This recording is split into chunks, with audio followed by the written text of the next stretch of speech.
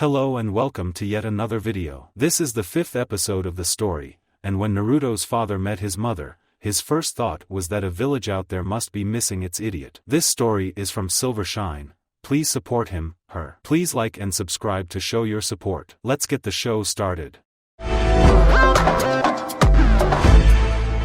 The occupation of a jonin was very much a sedentary lifestyle.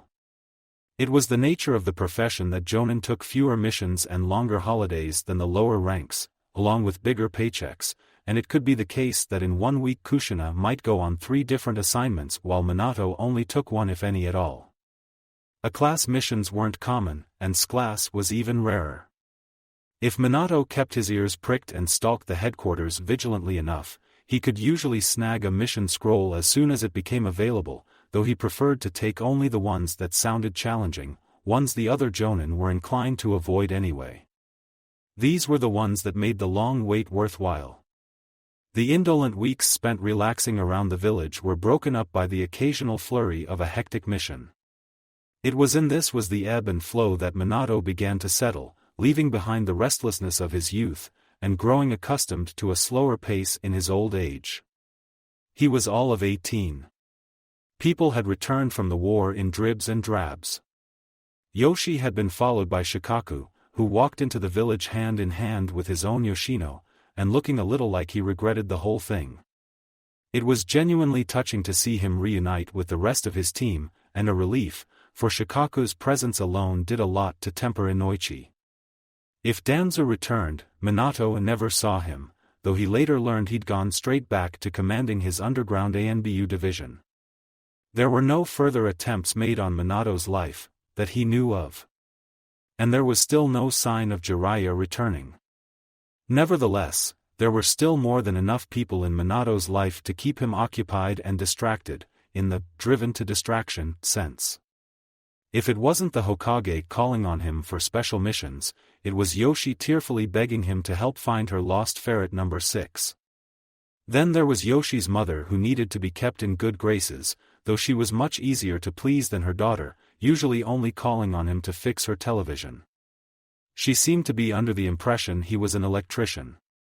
Saru was far more problematic. Minato was fast running out of excuses not to go for a beer with him, since the guy was convinced that as 2 of the most important men in Kushina's life, they ought to bond in a manly fashion.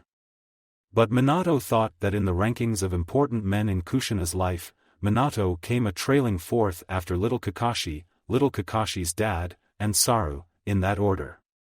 And perhaps what was most annoying of all was that Saru even got along with Tsukumo, which was something that had eluded Minato for most of his life. But still, at the end of every day, Minato could go home to a quiet house where his only other companion was Kushina. Even if she was too busy studying in her room to say a word to him, it comforted him to see her every night, and nowhere near Sarutobi. Yet some times were more trying than others, such as the day the Hokage called him to his office to hand him a mission personally, the kind that was too important to be recorded in a scroll. "I'm giving you this mission," the Hokage said, "because to be frank with you I don't know what else to do. The situation has escalated into an emergency, and there are few I can trust these days." Minato kept his expression neutral, though his heart always thudded with excitement in moments like this. The more challenging the mission, the happier he was. He accepted the honor of being the Hokage's few, trusted ones with a slight bow. "I am happy to serve you in any way I can," he said formally. This always seemed to please the Hokage, but today he just gave a weak smile. "Another child has been taken, a newborn boy from the orphanage," the older man said tiredly. "It's the 5th this year. Overall 17 people have gone missing since the end of the war, of various ages and gender, and the only thing they have in common is that they are shinobi or from families of shinobi. Possibly even more have been taken during the war itself, which were wrongly chalked up as casualties." Over 17 people? Why had Minato not heard of this? "You think someone is taking our people?" he asked. "Could it be the Kyomonin? They've been known to take people before." "This is not the work of another village," the Hokage interrupted. We believe this is the work of an individual from Konoha. This could be a serial killer. Some of the excitement began to fade for Minato. Isn't this more a case for the police, he wondered. The police have found nothing. It's likely that this is the work of high-level ninja, and so I'm going to send the best after him. I demand your discretion, Minato. If word got round there was a shinobi killer on the loose, there would be panic. I don't want a paranoid population, nor do I want him to start hiding his tracks the moment he realizes the yellow flash is after him. I understand, Minato said heavily, wishing the Hokage had asked someone else. He preferred taking his missions abroad, seeing new sights and meeting/killing new people. Traipsing around the village maintaining law and order was something the Uchiha were employed to do. You'll probably need help, the Hokage said, leaning back in his chair until it creaked. It was probably as old as the man sitting in it. I recommend Ren. It was getting worse. Another Jonin? Minato asked incredulously. The Hokage began to frown. This is a serious matter. I don't expect you to treat this lightly. Yes, sir, Minato said quickly. He hated when the Hokage looked at him like that, like for all his fancy titles and status as a prodigy, the old man could squish him like a bug if he suspected Minato was in danger of disappointing him. I'll give you a list of all the victims and their families, including the latest child. Make your reports directly to me only, said the Hokage. And I pray you find the fellow before he takes anyone else. So, under strict orders of secrecy and discretion, Minato went straight home and told Kushina all about it. That's awful, she gasped, huddling a tiny guinea pig closer to her chest. He'd found her sitting in the garden, playing with the young rodents Yoshi had given her last week from an unexpected litter. He hadn't thought Kushina liked animals much, but though she insisted they were only to keep the grass short and give Kakashi something to torture when he visited, she spent an awful lot of time fussing over their bald ears and imitating their squeaky chunnering. I heard some people had gone missing, but I had no idea it was so many. And those poor babies. God, I'd love to string up the guy who did this and pull his gizzards out with the sharp end of a hammer. Yeah, well, I don't know what the police are playing at if they haven't caught him yet, Minato sighed, holding a dandelion leaf for second guinea pig in its pen. They're Uchiha, Kushina snorted dismissively. What do you expect? Not to have to tidy up after them. His guinea pig tugged the rest of the leaf clean out of his hand and scrambled back into its house to eat in peace. Minato sighed and pulled out the piece of paper folded inside his vest. These are all the people who've gone missing. Kushina leaned over. Cool, silky strands of red hair fell across his hand and the paper. I know that one, she said, pointing to a name. She's a Chunin. I thought she got moved sideways or something. Apparently not, hey. The guinea pig was back, reaching through the chicken wire to nibble at the corner of the paper. Don't shout at Yellow Flasher, she scolded. If you're going to name your guinea pigs after me, at least get the name right, he sighed. It's not Flasher, it's, how come that guy doesn't have a family name? Kushina interrupted blithely, pointing at the paper. Minato followed her gaze to the last name on the list. The victim was known only as Tenzu. One of the infants taken from the orphanage, he said. Whoever it is, they're picking victims who aren't likely to be missed. Orphans, loners, those from war zones. Sad. Kushina murmured. Though at least you'll be safe. If you went missing there would be a national day of mourning declared within 5 minutes. That's nice, he said, smiling faintly. I'll bear that in mind next time I pop to the shops without telling anyone. But remember, you're not allowed to tell anyone about this. I'm sure everyone I'd tell already knows, if Saru's going to work with you and Mikoto's married to the chief of police. She shot him a mischievous grin. In fact, Fugueface probably has all the info you want to find a lead. You're going to have to kiss up to him if you want him to help.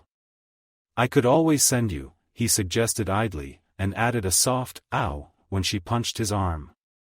Kissing was surplus to requirements, as it turned out, not that getting Uchiha Fugaku to hand over all the relevant information and leads was in any way easy.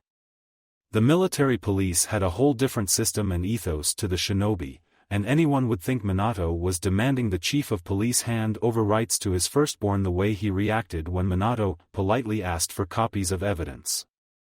"You think you can just walk in here and do a better job than us?" Fugaku demanded. Minato had not suffered so many hostile stares since he'd infiltrated a mist outpost and tried to kill their leader. "We've been trying to track this guy for over a year, what could you possibly do?" "I'm only obeying the Hokage's orders," Minato said diplomatically. He had no interest in stealing credit, and in all honesty he doubted he would get any closer to apprehending the target than a whole squad of military police whose reputations had been on the line for months. "You can tell that old codger where to stick his orders." Minato frowned ever so slightly. That had sounded a little mutinous. Perhaps Fugaku realized that too, for he suddenly gave a tut of annoyance and turned away to gesture curtly at one of his subordinates. "Give him the files," he grunted, before striding away. "He can take it from here if he's so damn full of himself. Let's see how long it takes for the little kid to get bored of adult work." That was what one got for willfully associating oneself with a known enemy of the military police, Uzumaki Kushina. With a strained smile, Minato accepted the pile of paperwork graciously and decided to forget the tone Fugaku had taken about the Hokage. There was a lot of reading to get through if he wanted to get things rolling tomorrow, and so he went straight home with every intention of letting Kushina distract him.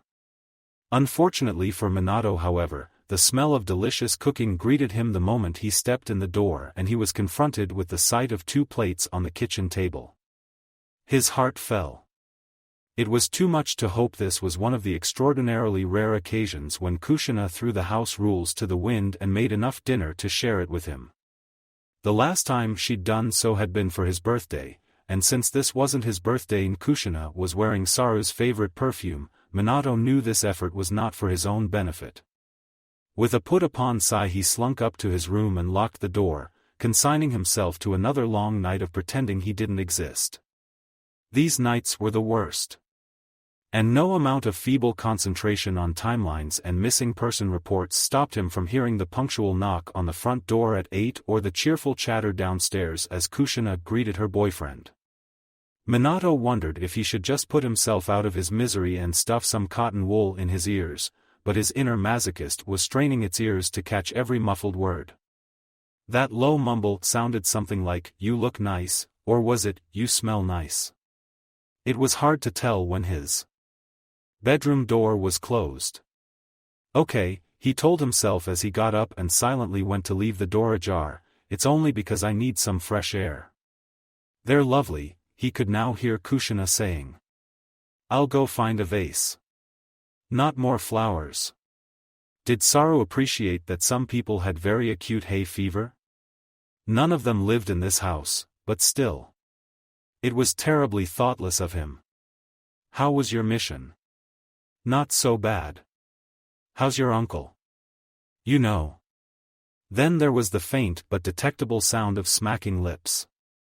Minato really did cover his ears at that point, however briefly, until he heard Kushina laugh and complain about a mouth ulcer. That would slow Romeo down, at least. It was when he heard the sound of his own name that he gave up all pretense of work and leaned towards the door for a better angle. "Upstairs, working. You're supposed to be going on a mission together, right?" "Really?" "That's what he told me." "Probably some mistake, unless my uncle forced him into it." "I see."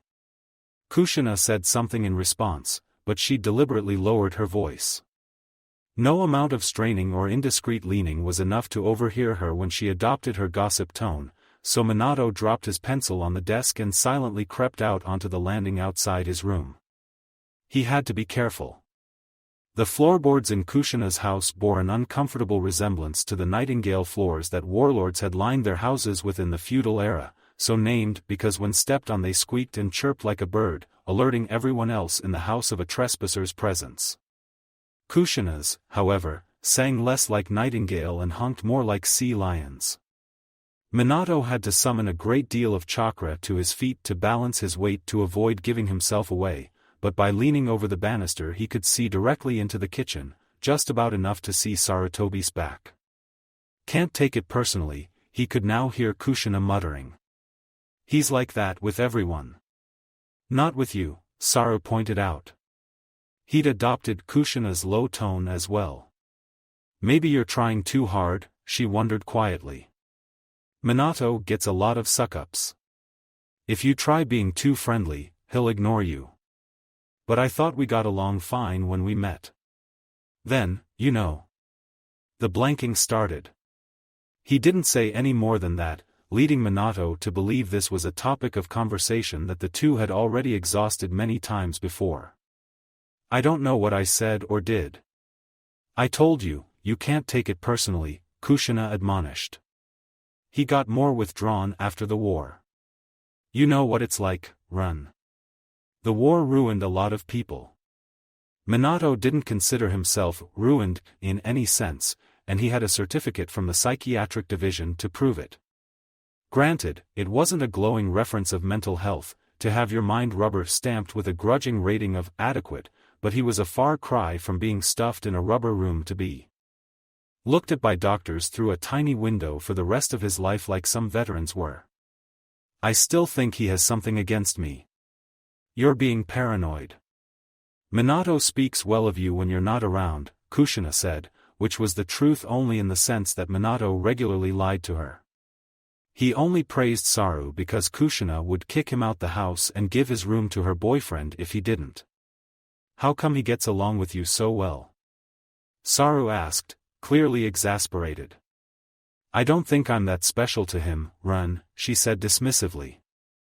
If he didn't live here and didn't see me every day, he'd probably forget me pretty quickly too. Minato's forehead hit the banister, cushioned by the back of his hand to avoid the telltale crack of skull against wood that would alert the couple downstairs. He didn't know why it hurt when Kushina said such things about him, and why her flippancy cut a little deeper every time. It seemed that no matter what, he had and never would be able to convince her that she meant more to him than a random stranger on the street. Sarutobi's sigh echoed from the kitchen. I suppose. Just look at his girlfriend, Kushina went on. She's pretty diehard, but even she's going to ditch him soon because he hardly looks at her. So don't be such a dork.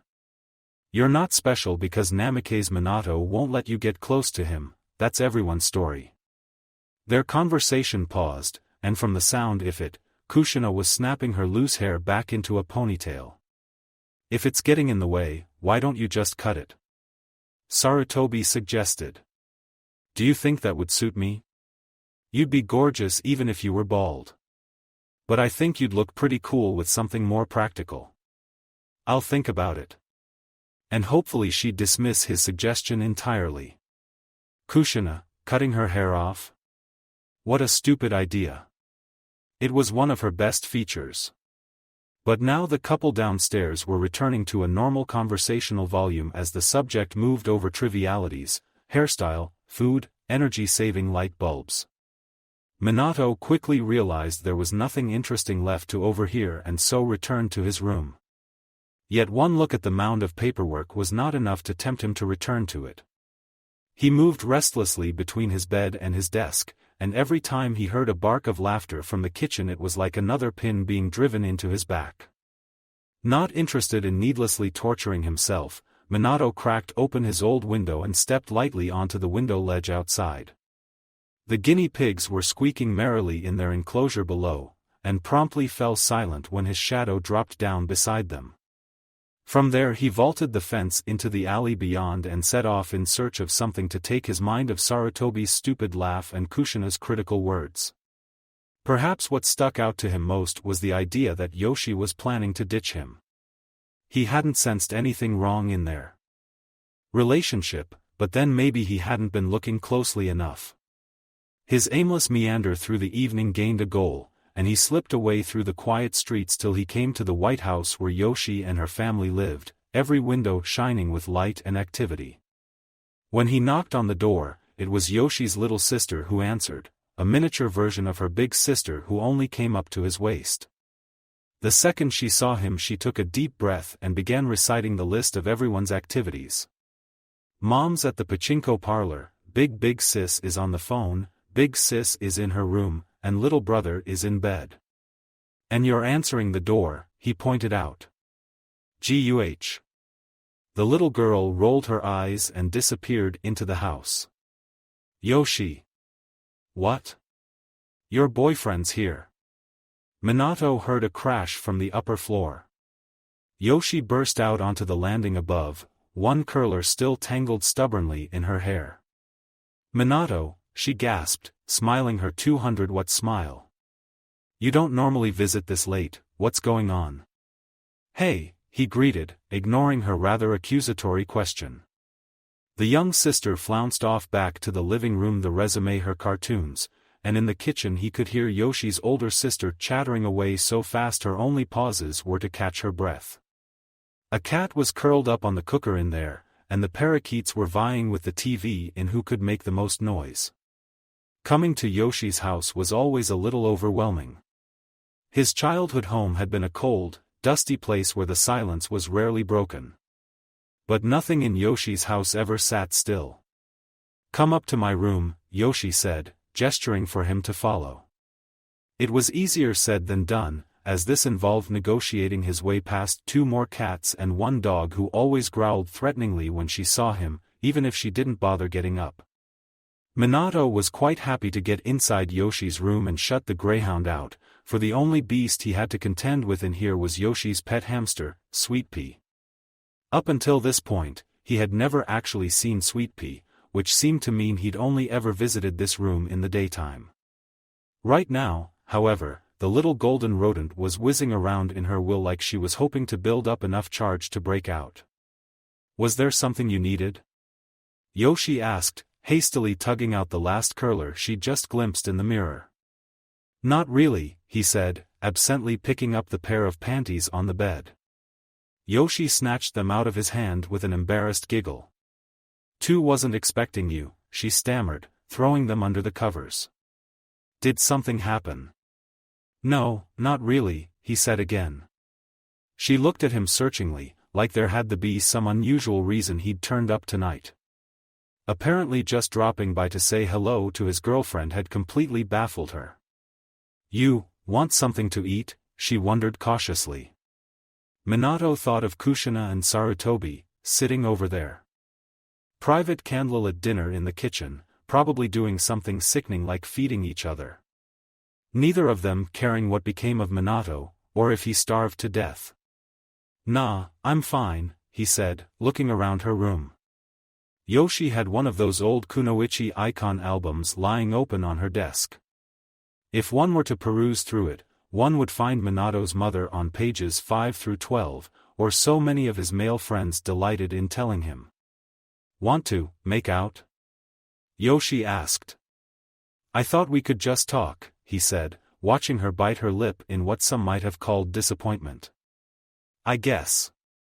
Yoshi slumped down onto the bed, fingers twiddling nervously with a lock of perfectly curled blonde hair. How are Kushina's guinea pigs? They're still alive, he admitted, feeling this was quite an accomplishment. That's good, she said, nodding with false enthusiasm. She may not look it, but Kushina's quite a caring person really, isn't she? He hummed dubiously. To him, it had always been pretty apparent that Kushina cared a hell of a lot about almost everything, from how much fabric conditioner he used to industrial deforestation. There was plenty of room between all those issues for a couple of guinea pigs. She thinks you're going to dump me. Yoshi's eyes flew wide. What? She said that to you? Not to him, exactly, but Minato wasn't going to give seed to a new reputation as an eavesdropper. She said it. I'm. Her jaw clicked shut for a moment. Of course not. Unless, you want to break up. Is that what you're saying? If that was what he was saying, Yoshi didn't seem too choked up about it.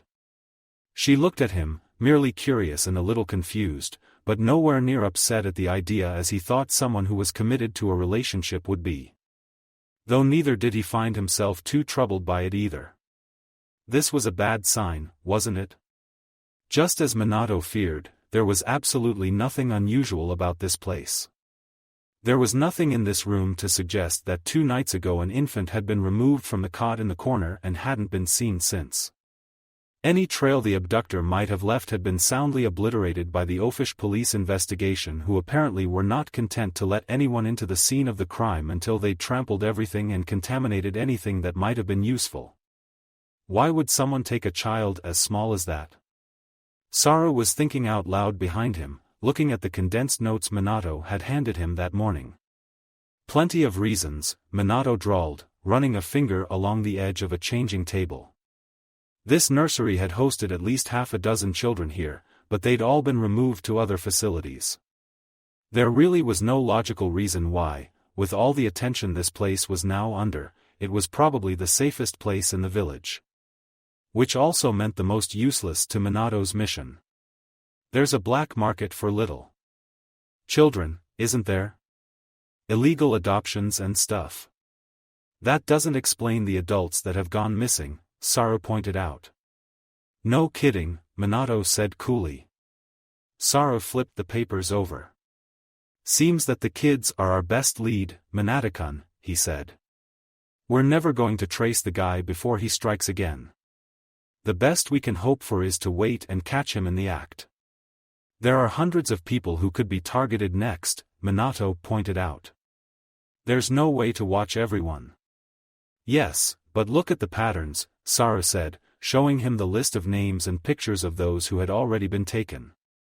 All the children come from orphanages, and if the trend continues, he'll come looking for more. How many orphanages does the village have? 3? 4? They're way easier to keep an eye on. Saru was at his most irritating when he was right.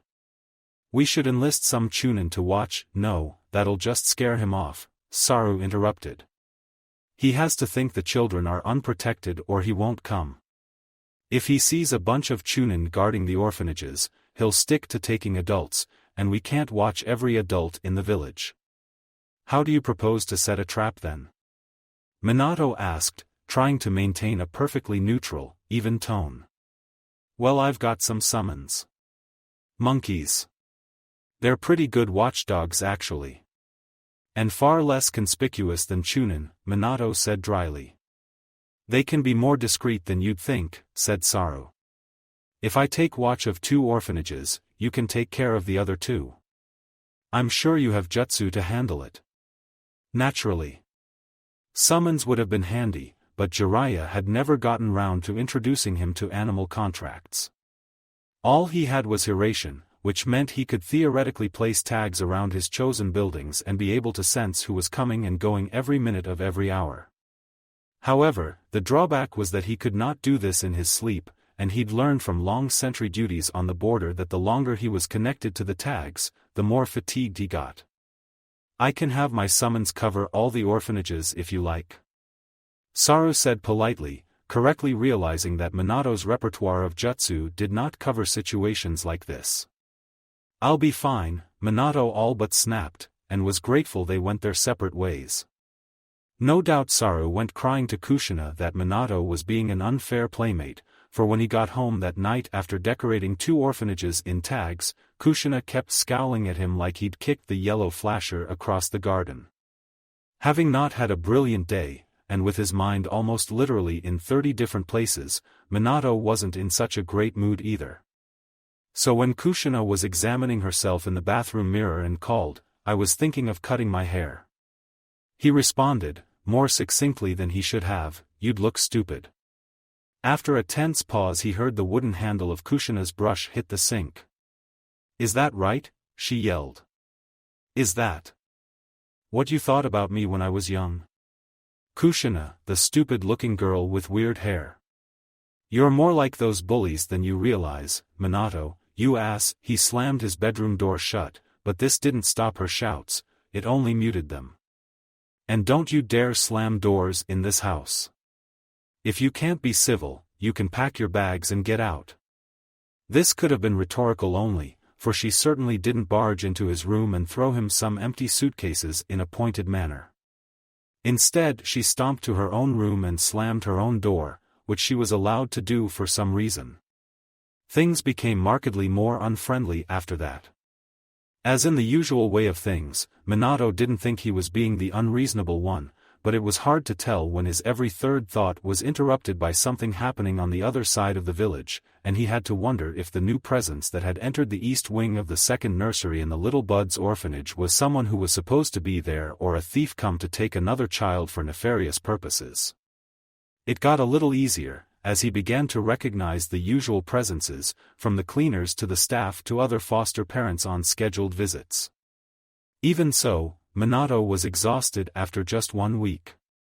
He didn't know what a single one of these children looked like, but he could recognize his or her chakra signature better than his own after a fashion.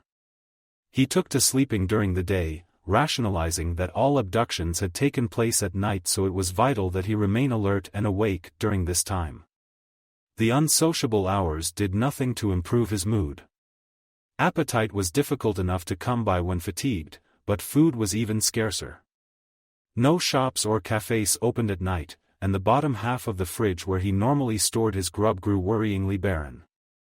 When Kushina pointed this out to him, all he did was grunt. It was not endearing enough to make her cook for him, but at least she didn't say anything when he raided her side of the fridge. The worst of it was when he was woken up to the ringing of a doorbell in the middle of the day and a much more relaxed and chipper Sarutobi showed up to shower his beloved with flowers and pollen. Listening to them laugh and chat was terribly frustrating when he was too tired to slip out the window. It was even more so when everything went quiet and he had no idea what they were doing down there. That was when he started having the strange dreams. Some were deceptively lucid, such as when he kept feeling his father was in the room, sitting beside his bed, just out of sight. There were dreams about Jiraiya coming home, as tall as a house and as grisly as a fir tree, and those were the dreams that made him ache when he woke to realize it wasn't true. Then there was AI, dropping sticky things in his hair and making him angry, though in dreams he suddenly knew exactly what to say to make her sorry. The dreams of his mother were a little more disturbing. He didn't know her, so when she appeared to him it was not as a mother, but as the sensual kunoichi who smiled back at him from the retro calendars and kunoichi albums, her body wrapped in nothing but scrolls and red ribbon. Then sometimes it would be Kushina dressed like that, and those dreams were always too short. One evening he woke up to someone's cool hand against his brow. Before he opened his eyes and truly remembered where he was, he thought it was Yoshi. She was the only one who touched him like that. Sometimes when he went to her house he fell asleep to the feel of her stroking his hair like he belonged in her menagerie. Perhaps this was one of those times? But when he looked up, it was Kushina he saw, staring down at him with her whirlpool eyes full of unapologetic concern. "You need to take a break," she said. "You've been at this for 3 weeks." "I'm fine," he croaked. His most immediate concern was that she was in his room. He really hoped it didn't smell. "I think maybe you should let Ren take over," she said carefully. "You're just exhausting yourself. You're not cut out for this kind of thing." "Not as good as Ren, huh?" he murmured, not quite fully awake. His consciousness was already flitting between his tags till the piece of him that remained in this room barely registered. That must soothe his ego. "He's better than the yellow flasher." "Flash," she corrected. "And you're the one with the ego problem, not him." "If you'd just admit that, I'm fine," he grunted, knocking her hand off his forehead.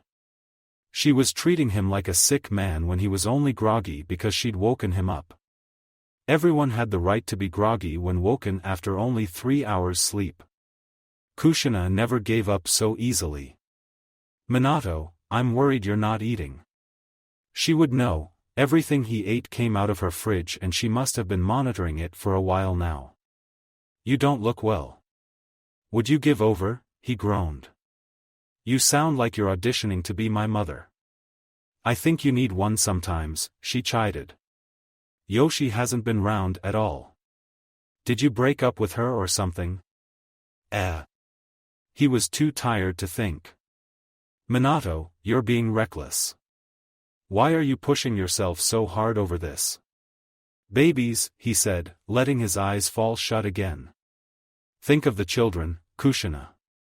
Sharp fingers seized his cheek and pinched hard. Ow, he cried, almost lurching upright. Whatever else, he was certainly awake now. What was that for? Don't jerk me around, she threatened, showing him her nails and that she was armed and willing to use them again if necessary. Why is it so important to make a fool of yourself? He didn't answer. He didn't know the answer, or perhaps he was a little afraid of it.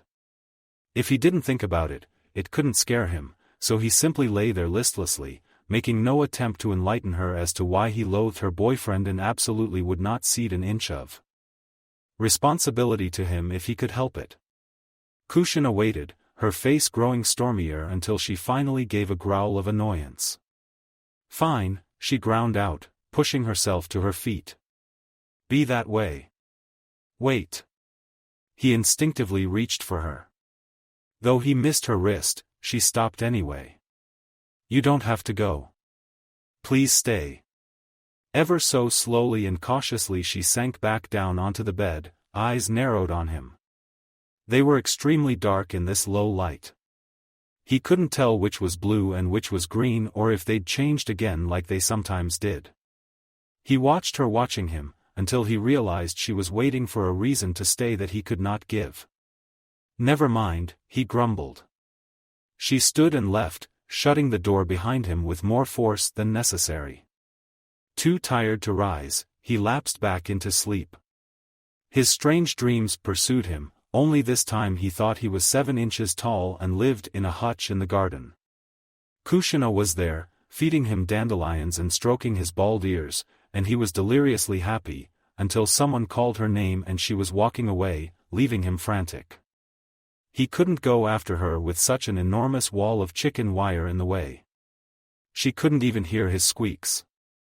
She'd gone completely. With the smoothest of transitions, he went from the pen to the nurseries. He dreamed about them a lot. With so many active tags bombarding his brain with information at all times, it was hard for even his subconscious to ignore them. The children were there, but where was Kushina?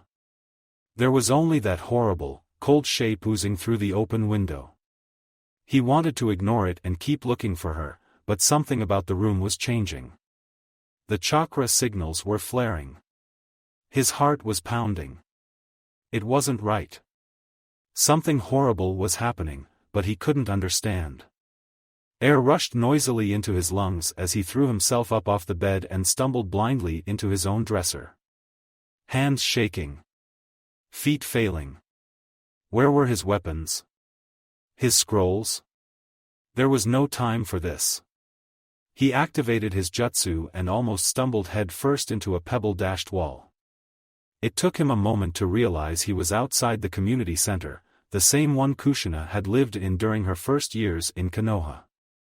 The tag he'd placed on the wall shone white beneath the moon, but he was more interested in the open window to its left.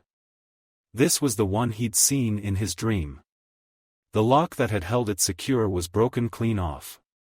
Minato gripped the lintel and pulled himself inside. He dropped to the floor between 2 cots of sleepy, snuffling infants.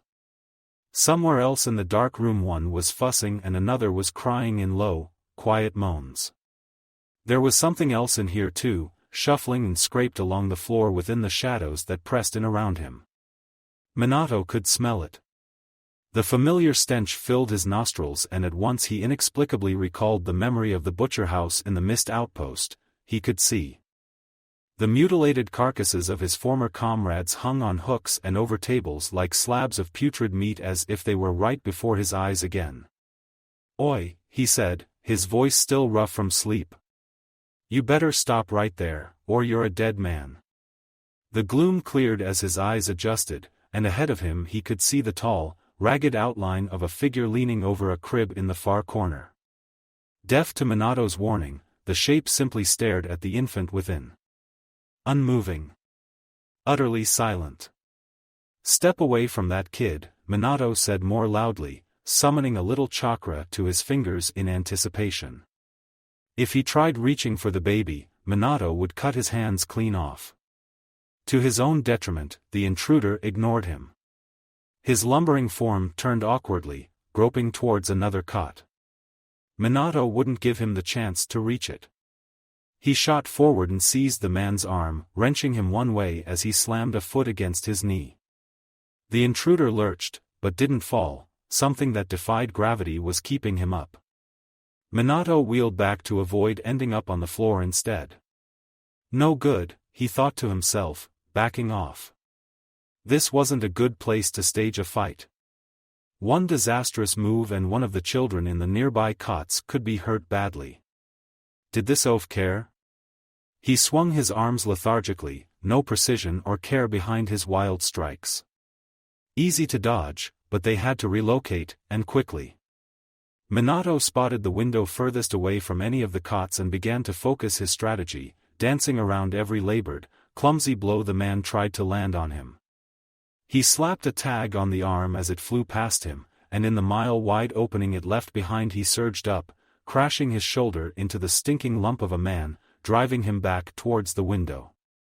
Glass shattered across the floor. Curtains flapped and moonlight struck the stirring forms of the children as their voices rose in a chorus of distress. The intruder reeled dimly but refused to go down.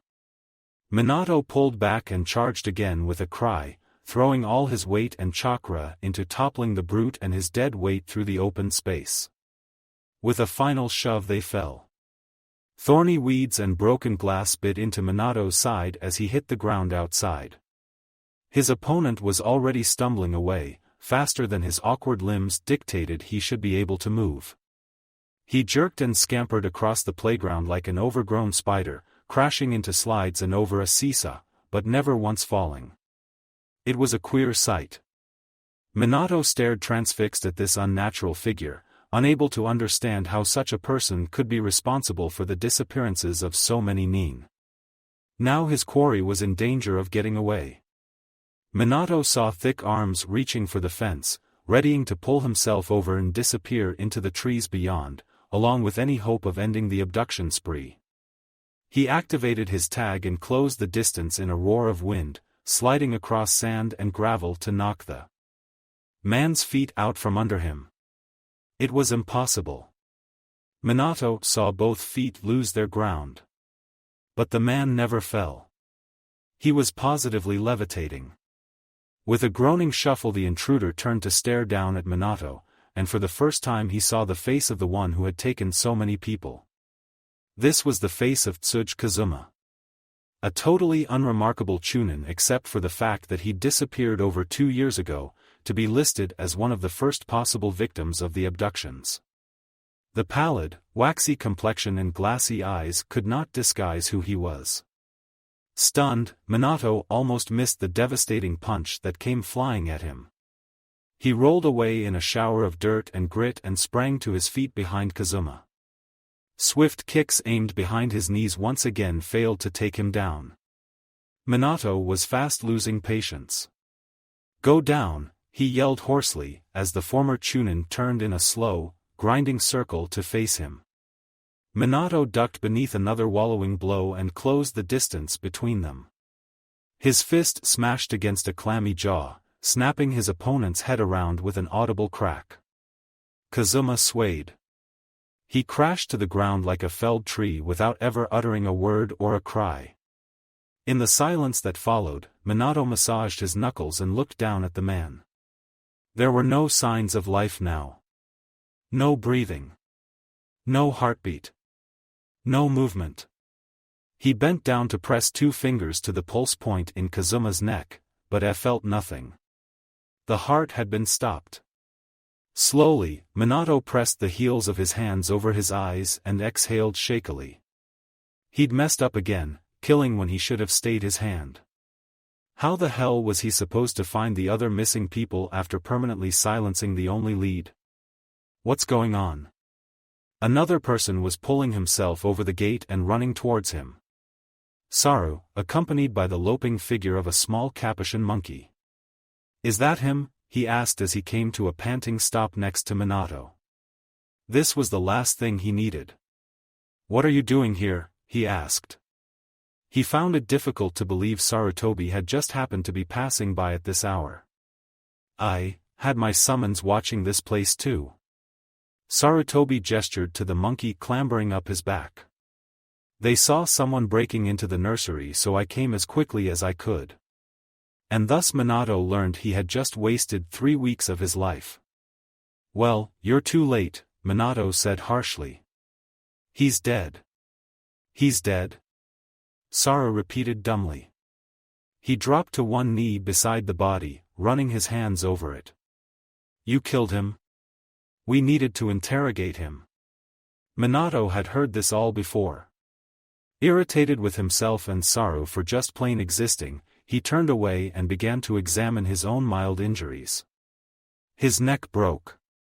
I didn't even hit him that hard, he said, plucking a piece of broken glass from his arm. He hissed a soft curse when blood began flowing free in warm streams. Sarutobi was scowling at the body in thought. Hold on, he said. Quietly, pulling back the collar of the dead man's vest. Take a look at this. Reluctantly, Minato glanced over. Beneath the clothing, Sarutobi had exposed some extraordinary wounds stitched up gracelessly like the work of a 3-year-old surgeon. Perhaps what was more interesting than the cuts themselves was the arrangement of the marks. They'd both seen this before, somehow, somewhere. Looks like he's been autopsied, Minato said, frowning at the distinctive Y-shaped incisions that started beneath the collarbones and extended down the middle of the chest. Minato, I don't think you killed this guy, Saru said, glancing up at him. His expression was taut with disgust. He's been dead for a long time. Minato decided to blame his exhaustion for his lack of comprehension. How could the guy have been dead any longer than a few minutes? Minato had just fought him. He's one of the Chunin who went missing, he said thickly. Then, said Sarutobi slowly, I guess this means we now know what happens to the victims. The office was too bright for Minato's eyes. Instead of standing straight and tall like his partner, he found himself unable to stop from slouching and squinting about the room like a woodlouse that hadn't seen daylight in weeks, which was quite an accurate description considering. Now that the tags were deactivated and he was no longer spreading himself thin to keep a constant watch over 2 orphanages, all that he could see and hear was once again limited to his immediate surroundings. His senses had apparently decided to handle this by magnifying everything, until every voice made him wince, every smell made him gag, and every movement made his clothes feel like sandpaper grating on his skin. Minato had never had a serious hangover, but if there was such a thing, this was probably what it felt like. It had to have been some kind of puppet, Sarutobi was telling his uncle, while Minato did his best to remain upright. Every single organ in his body had been removed. There's no way he could have been alive to fight Minato tonight. Then who is pulling the strings? The Hokage asked. Sarutobi sighed. We don't know, uncle. Whoever's been taking these people, he's probably been using proxies like this to avoid being caught. There's no way to trace who was controlling Kazuma's body tonight. And are you any closer to learning his motives? After seeing what was done to Kazuma. Sarutobi shook his head. Some kind of black market organ trade? Perhaps someone at the hospital is responsible? According to Tsunadesima, whoever dissected the victim seems to have had professional training. Nah, said Minato. Both Sarutobi the elder and younger looked at him. The Hokage even raised an expectant eyebrow. You disagree? It was too late to pretend he hadn't spoken up now. He would have to plow on, even if the sound of his own voice made his head ache. Why would someone only interested in organs go after ninja? Civilians ought to be the prime target if that was the case. Whoever did this was an incredible shinobi to animate a corpse like that. I've never even heard of a jutsu that could do something like that. So, I think the victims have been taken for experimentation. Someone wants other shinobi's secrets, and he's killing to get them. How does that explain the children that have been taken? Saru asked. Minato shrugged listlessly. I don't know. He was out of energy and out of ideas. Well, the Hokage began, when a knock at his office door interrupted him. Ah, right on time. Come in. Minato squinted over his shoulder as someone new entered. For a moment he thought it was a woman, with all that lovely glossy black hair and delicately boned features. Then the newcomer spoke in a familiar rasp. Sensei. Orochimaru bowed low. Minato fought off a shiver. This guy always gave him the creeps, even when not in a state where the whine of an opening door could make his hair stand on end. I'm grateful for your hard work, Minato, Run, the Hokage said, addressing them formally. You've shed some vital light on the situation which would have been impossible without you, but from here I think it is best to let Orochimaru handle the investigation. What? Sara blurted. Minato blinked slowly. Did we do something wrong? He asked. I can see you're exhausted, the Hokage, which was a kind way to put how Minato looked right then. And at this point, I think Orochimaru has the necessary expertise to pick up where you've left off. Have no worries, my student is extremely capable.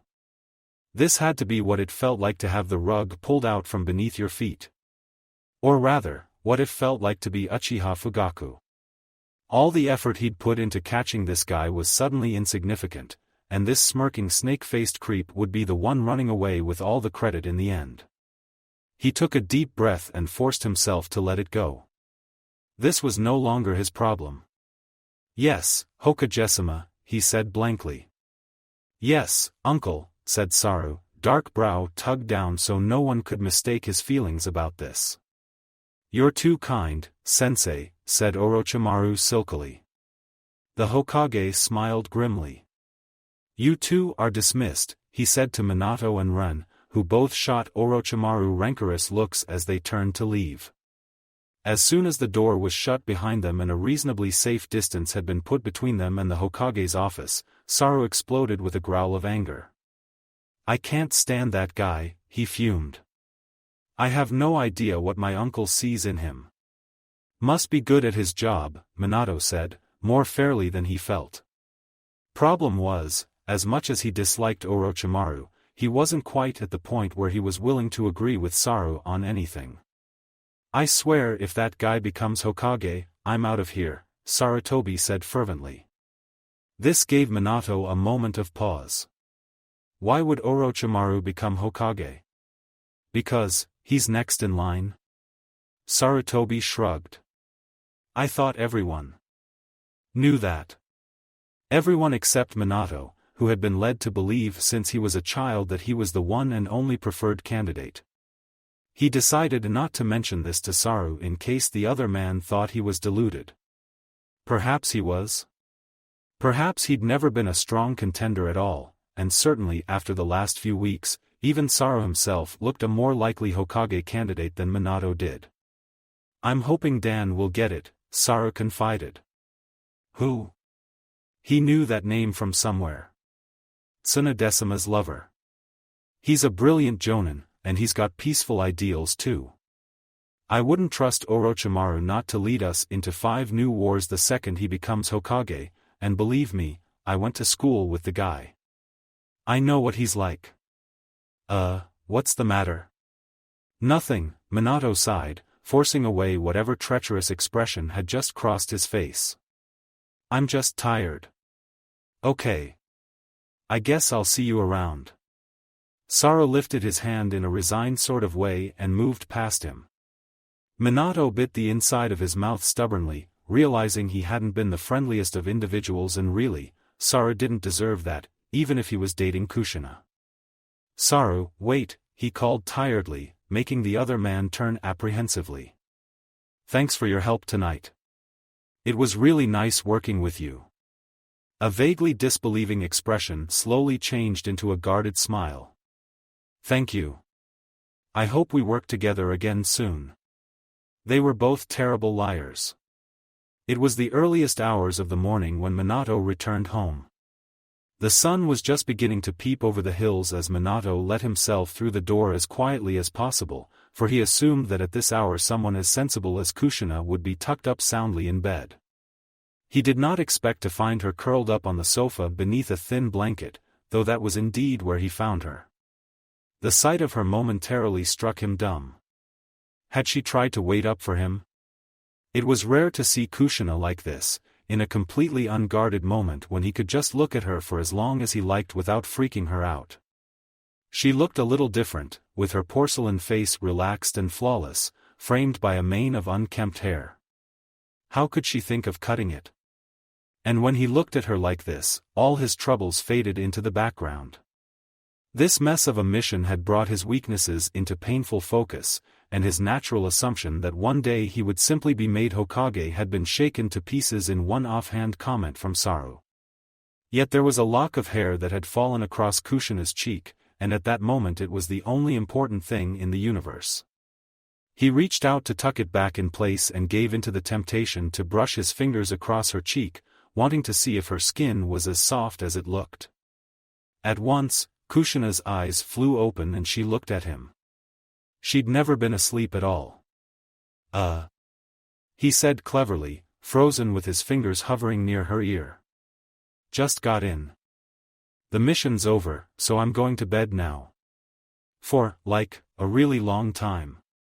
She sat up slowly, never once taking her eyes off him. It was all the more unnerving for how unreadable her stare was. Good night, he said roughly, backing as casually as he could towards the stairs. Good morning, she corrected in return. I guess you're right, he said, laughing nervously. He blindly groped behind him for the banister and once he found it he all but fled up to his room. There he threw himself down on the bed with a humiliated groan, clenching the fingers of his offending hand into a fist around the covers. He was unaware that, downstairs, Kushina remained fixed on the sofa, touching her cheek as if it burned her. Okay, here's the plan, said Shikaku. Once we go in, we'll be outnumbered, but if we keep our eyes on the target and keep moving, we'll be okay. Make the drop-off and get out as fast as you can. Minato just looked at him and laughed. You're not going to take this seriously? Shikaku quirked a judgmental eyebrow at him. Still laughing, Minato shook his head. I think I'll be okay. That's what you think. But when you've do this for as long as I have, you stop underestimating these guys pretty quickly. They're not human, Minato. They're monsters. And on that note, he opened the gate and ushered them both into the academy playground. It seemed like such a long time since he'd last set foot in this place, and it was almost exactly as he remembered it. Different faces perhaps, but here were the same games, and the same squeals and the same shrieks of laughter that he was once a part of. How was it that something could be so unchanged and yet now was alien to him? Just 6 years had passed since he'd left this school, and the only reason he was back today was because Shikaku, who had decided to waste some time as an academy teacher, had enlisted his help to transport some heavy boxes. The one Shikaku carried bore brand new exercise books. Minato's held apples. You might want to watch your backside too, Shikaku called over his shoulder as they navigated their way through swarms of tiny people. Why? Minato asked hesitantly. Oh, no reason. It's just that there was some dumb cartoon on a few weeks ago where a character shoved his fingers up the ass of another character, and, well, it seems to have caught on. They think it's hilarious. Kids seem so much more advanced these days, Minato mused. All I cared about when I was 8 was embarrassing the rest of us by hanging out with the Sannin and inventing jutsu for fun. Yeah. I was there. Put the boxes down over here. They dumped the boxes by the school entrance and moved to stand against the wall. What are the apples for? Minato asked, picking up the roundest, reddest one he could see. "Eating," said Shikaku bluntly. "We never got apples." "We grew up during the war," was the retort. "The war's over now, man. It's a time of plenty and good nutrition. More importantly, money was cut from the military budget and got dumped in the academy. You should see some of the shit these ungrateful kids get. TVs in every classroom. Can you imagine that? No wonder they're all being influenced by violent cartoons, they watch them during algebra."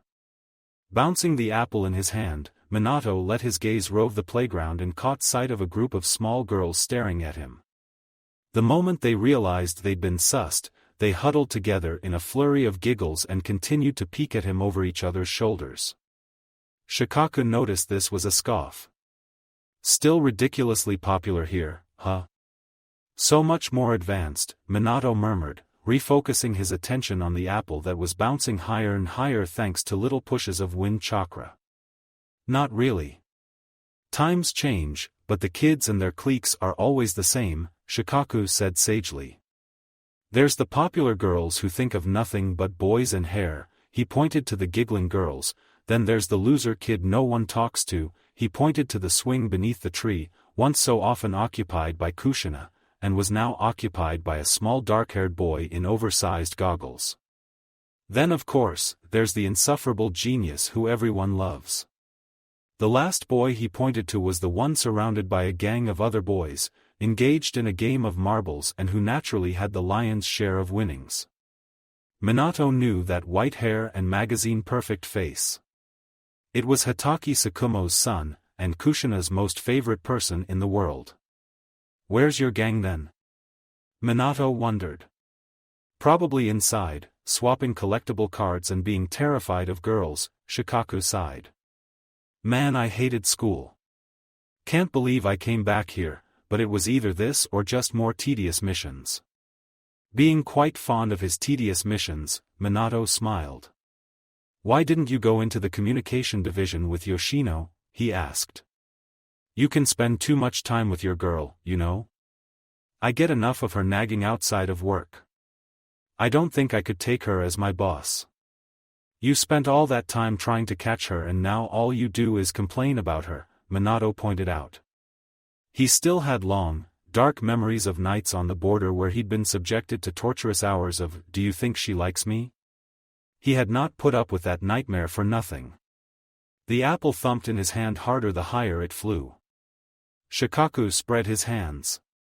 "Don't get me wrong, I love her, but she can be a complete bully sometimes. I can't spend all my time with her. Don't you feel that way about your Yoshi?" "Me and my Yoshi are on a break for a while," Minato said evenly. "What happened?" "Nothing happened." "That's probably what the problem was." Shikaku nodded his head wisely. "Ah, the spark went out of the relationship," he said. "It happens." "I don't think the spark was ever in the relationship," Minato said honestly. "I sort of felt obliged to go out with her after she confessed to me, but it's like, every time we kissed, I felt nothing." "Nothing?" Shikaku repeated. "You're going out with the hottest girl in the village, and you felt nothing?" "Nothing," agreed Minato. "Maybe you're gay?" "Maybe." The apple slapped into his palm as he snatched it out of the air and brought it under his chin. "Or maybe she just wasn't your type," Shikaku went on. "Give a brunette a go or something."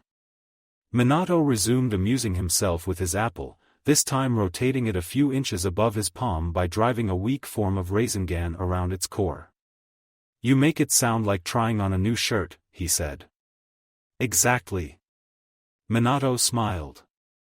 "I think I'll tell Yoshino you just equated her gender with articles of clothing." "Please don't," said Shikaku in a small voice. He laughed again, and was about to reassure him that he couldn't be so cruel, when he felt something tug on his knee. He looked down. A pair of orange goggles looked back up. "How'd you do that?" "What?" Minato stared. The boy pointed to the apple spinning above his hand. Do you want to learn? Minato asked. The small child nodded eagerly.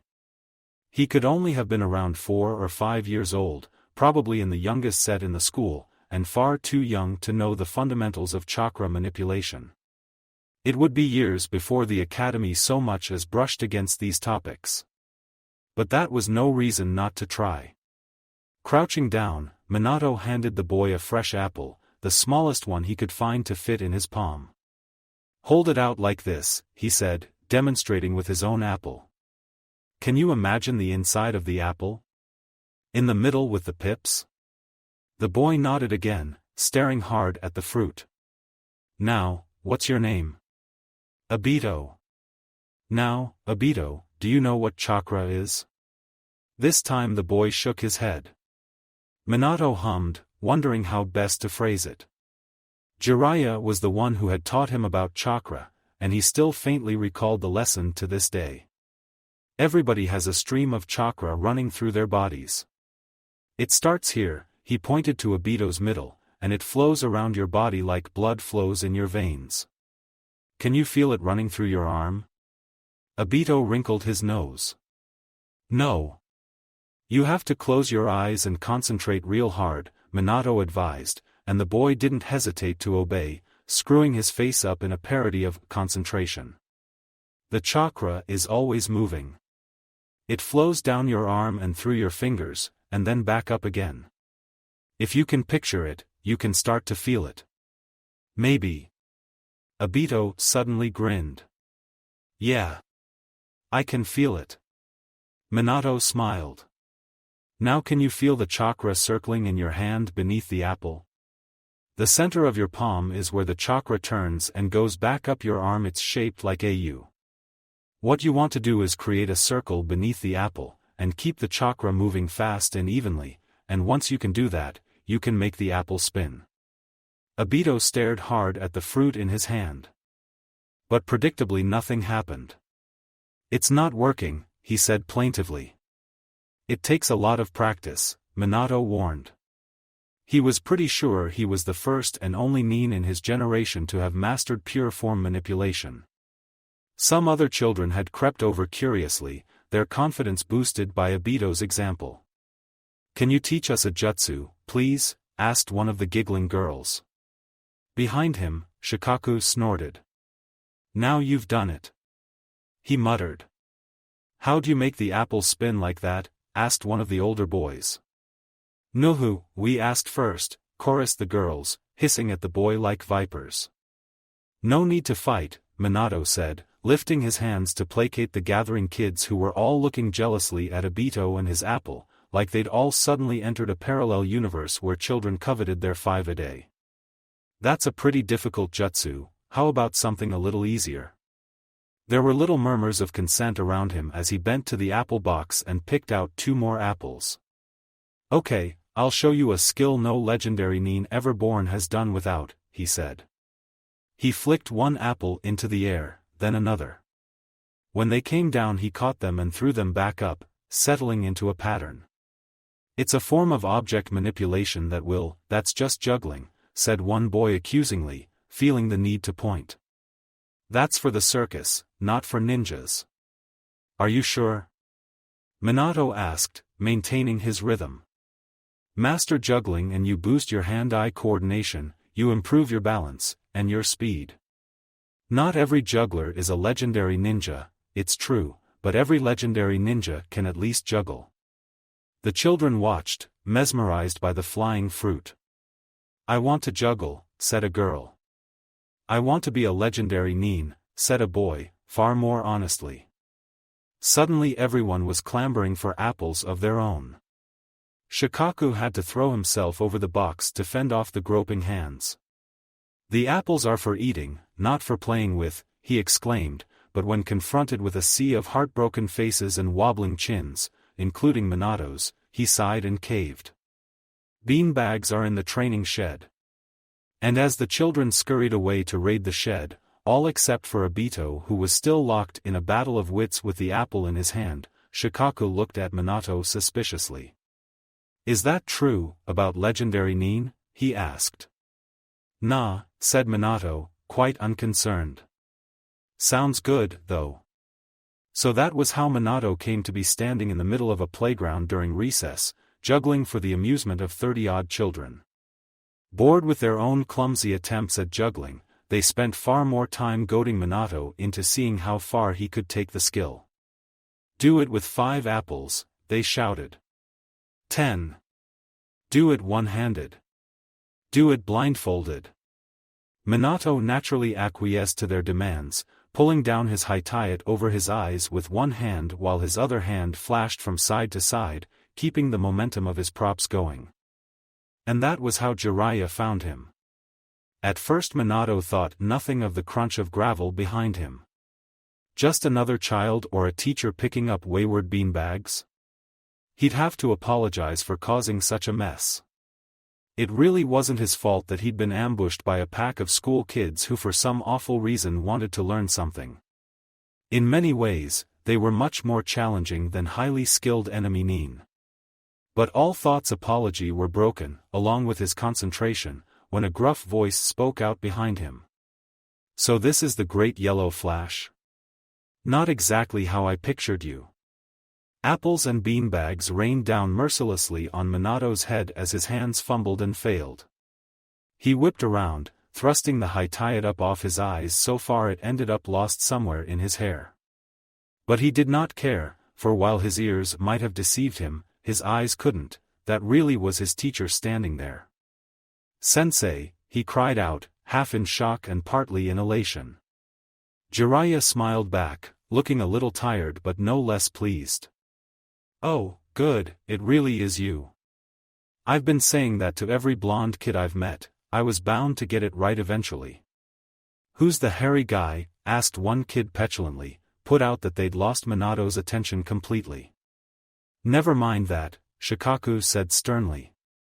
"Recess is over. Back to classes. All of you." Minato barely registered the beleaguered moans of despair behind him. He'd already vaulted the fence and was crashing straight into an enormous bear hug with lots of manly backclapping.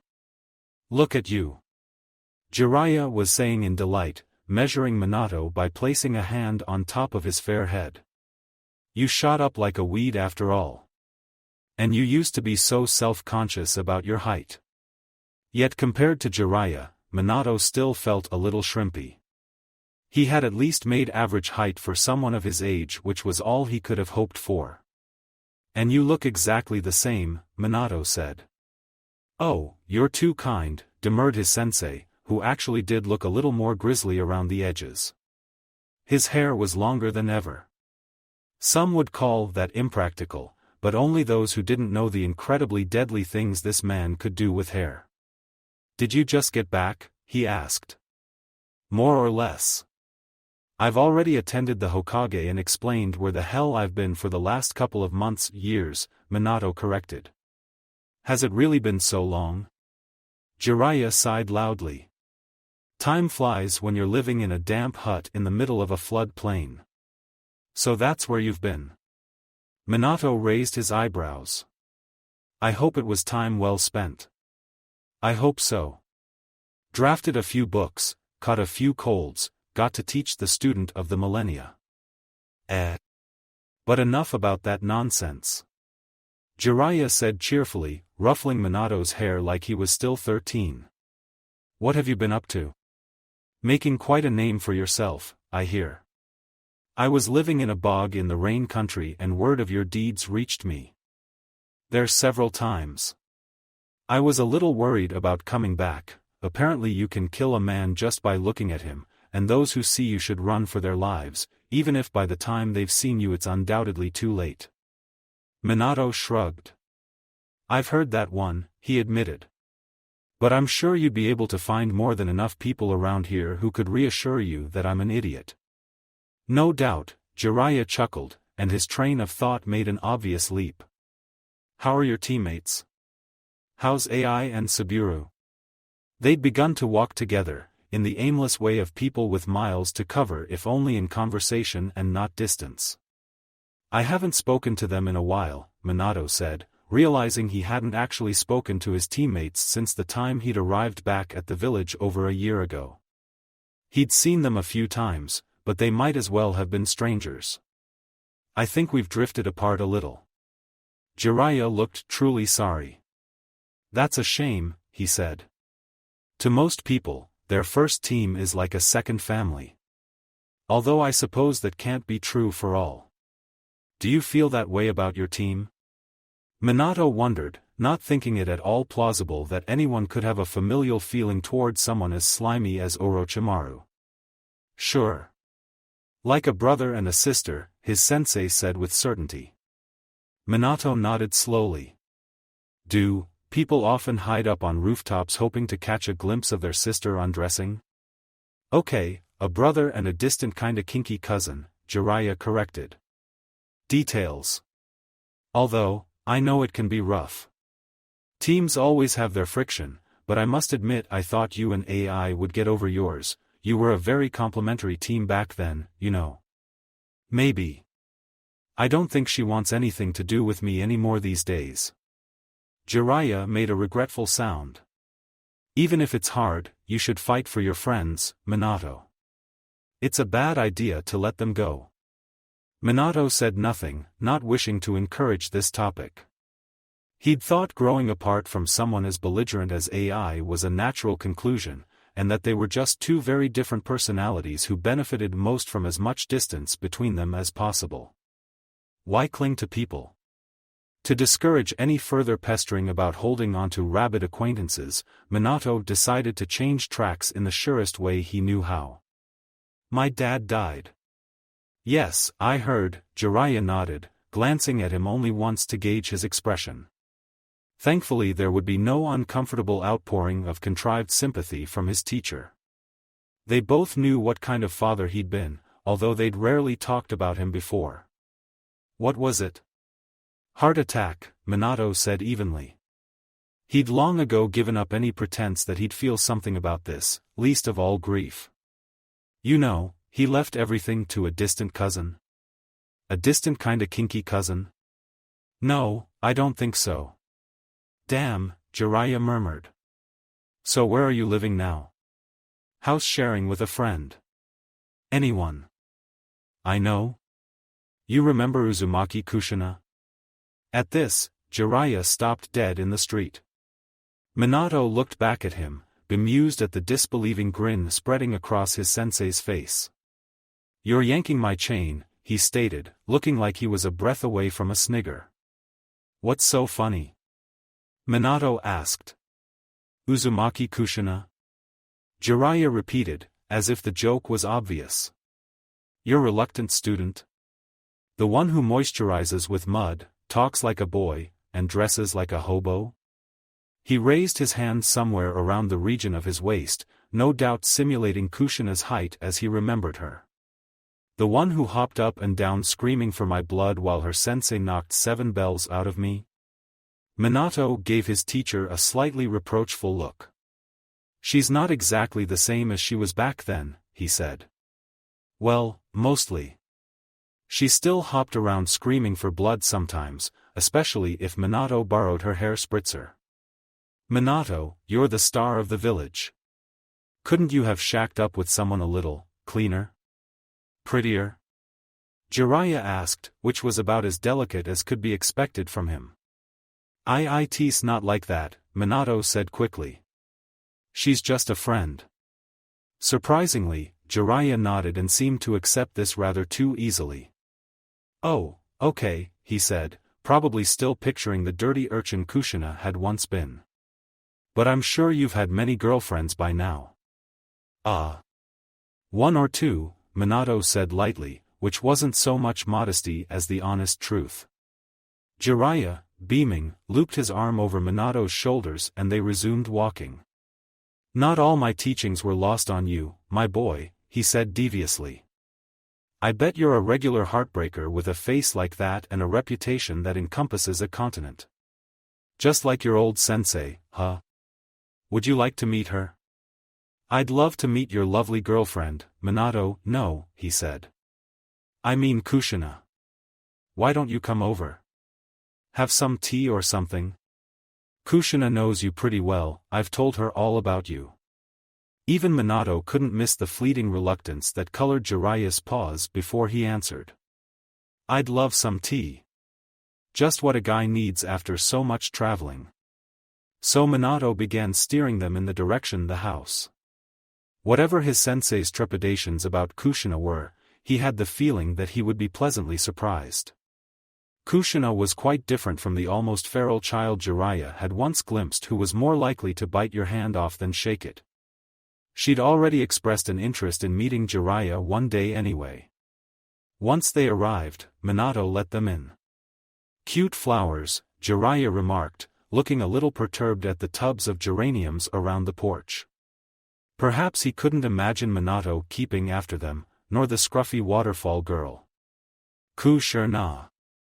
Minato sang into the house. What? Kushina's voice sang back from upstairs.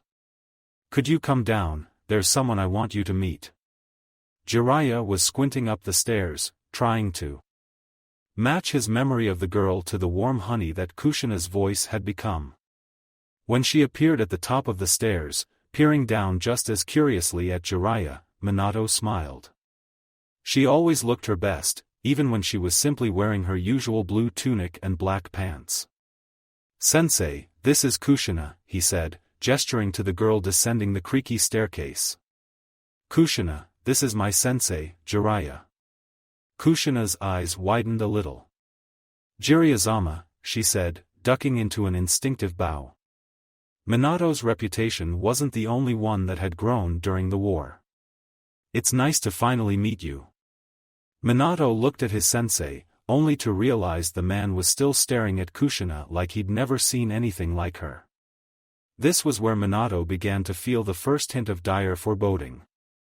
His hand flashed out, lightly knocking his knuckles against Jiraiya's stomach. Jiraiya came back to life with a gasp. And what a pleasure it is to meet you, my dear, he said, his voice suddenly deeper than Minato recalled, and his smile was a little broader than necessary. Minato's told me a lot about you too, but he neglected to mention what a beauty you've become.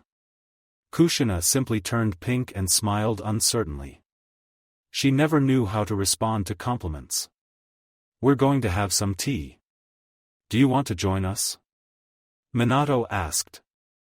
Sure, Kushina stammered, still looking at his teacher a little warily. I have an appointment in a bit, but there's some time to kill. Her wariness was for a good reason, as when Minato led them into the kitchen, Jiraiya happily began ambushing her with questions. So what do you do, Kushina, my love? I'm a Chunin. I'm part of Team Tsukumo. Ah, yes, and how is old Tsukumo? Not so old. He's not been the same since his wife died, but you know. I hear his son is doing well. Kakashi? Very talented by all accounts. The academy call him a genius, yes. He's already a qualified genin. They're thinking of recommending he take the Chunin exam soon and even assigning him to the tutelage of a Jonin teacher even earlier than Minato. So soon? The next generation continues to embarrass its elders. Minato banged the cupboards loudly. Kushina, where's the teacups? He asked, glad for an excuse to interrupt. Oh, they're upstairs, she said, looking quite grateful herself. I'll go get them. She left the room, but Minato didn't miss the way Jiraiya's gaze dropped to her backside as she went. As soon as she was up the stairs and most likely out of earshot, Minato shot him a fierce glare. Jiraiya pretended to reel back as if he'd suddenly discovered this fatal glare the rumors talked about. What? He asked, confounded. Don't look at her like that, Minato hissed quietly. She's not a woman. Are you blind? You know what I mean. She's my age. You can't look at her like that, it's wrong. What's so wrong about it? She's legal. Good God, what had he done? Minato sank down weakly into a chair. Beside the table, suddenly wondering if he'd made a terrible mistake by bringing his sensei here. He'd known the man was an unrepentant lecher, and it was a huge blunder to assume that girls once safe from his lustful gaze would always be safe. "Sensei, she's my friend," he whispered. "Don't embarrass her. Relax, Minato. It's just some harmless flattery. Girls like to feel their efforts don't go unappreciated," Jiraiya said, taking the seat opposite him. "Though I can now see why you moved in with her." No amount of glaring could sober his sensei, and once Kushina came back with a set of 3 tea cups he was no longer able to chastise him. "Such a pretty house you have, Kushina," Jiraiya called to her as she fixed the tea. "Thank you," she said. "I do my best." I always thought Minato was a little aesthetically challenged, but it appears he has an eye for beauty, after all. Minato's aesthetically challenged foot immediately lashed out and thumped his sensei's shin. The table jerked. Kushina looked back at them suspiciously over her shoulder, but the two men merely smiled back pleasantly. "If you did all this, perhaps you could come over to my place and do a little decoration," Jiraiya suggested. "I'm afraid that after years of neglect my house is in shambles. Some mighty big spiders moved in while I was away." "Perhaps you stayed away a little too long?" Minato said, fighting down fiercely mixed feelings. Once he'd been quite bitter about his sensei's prolonged absence, now he found himself wishing just a little bit that the man was still gone if all he was going to do was ooze over poor Kushina. "I admit, I've missed this village quite a lot, but I came back as soon as I could." "What were you doing?" Kushina asked, returning to the table with a steaming teapot. "Minato said you were in the Rain Country, but I thought the war ended there years ago." "Well, Kushina, my dear, I was on my way back here with my team when I came across a couple of children, orphans. They were starving and desperate, but I could see they had potential. I thought to myself that I could stay for a couple of weeks, show them how to get by. An opportunity for good karma should never slip away." "That was kind of you," Kushina said. She was a little subdued as she poured the tea, but then she herself had once been an orphan fleeing a war-torn homeland. "But you were gone a year," Minato pointed out. "Unavoidable," his sensei said, sipping his tea. This is delicious. I hope you keep this one, Minato." He winked at Kushina. Since Kushina was not and never had been his to keep, Minato blushed even more strongly than she did. "What do you mean, unavoidable?" "One of the orphans, a boy, possessed the Rinnegan." "You're serious?" Minato stared at him, mouth a little slack. Kushina looked between them. What does the mean?" "There's a legend," Minato told her, "that all shinobi can trace their talents back to one man who lived thousands of years ago. He founded the ninja arts, and he possessed the Rinnegan, which is like some kind of predecessor of the Uchiha's Sharingan and the Hyuga's Byakugan. He was also the first Jinchuriki," Jiraiya added. "What's a Jinchuriki?" asked Minato, and he saw Kushina's hand jerk from the corner of his eye. He'd never heard that term before, but perhaps she had, since she was now looking at her tea as if she'd swallowed oil. "A person with a tailed beast sealed inside them," his sensei explained. "There are supposedly 9, although they come and go, unless they're sealed into people.